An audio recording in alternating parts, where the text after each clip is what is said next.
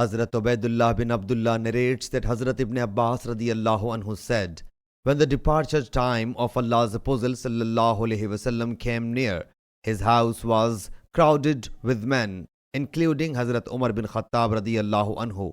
The Prophet sallallahu alaihi wasallam said, bring me stationery in order to write a statement so that you may not go astray thereby after me. Hazrat Umar radiyallahu anhu said, undoubtedly the Prophet sallallahu alaihi wasallam is passing these remarks due to the severity of ailment, whereas you have the Quran with you and Allah's book is sufficient for us. The people of the house thereupon opposed this idea.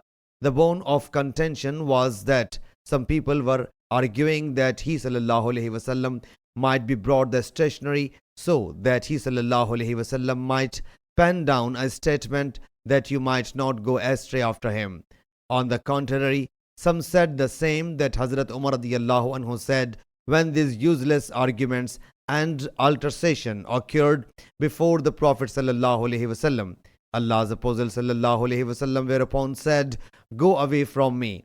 Ubaidullah states that Hazrat Ibn Abbas radiyallahu anhu would say, what a great calamity was it that the conflict and hue and cry of the people intervened between Allah's Apostle sallallahu alaihi wasallam and the statement which he intended to write. Sahih Bukhari, Hadith number 5669.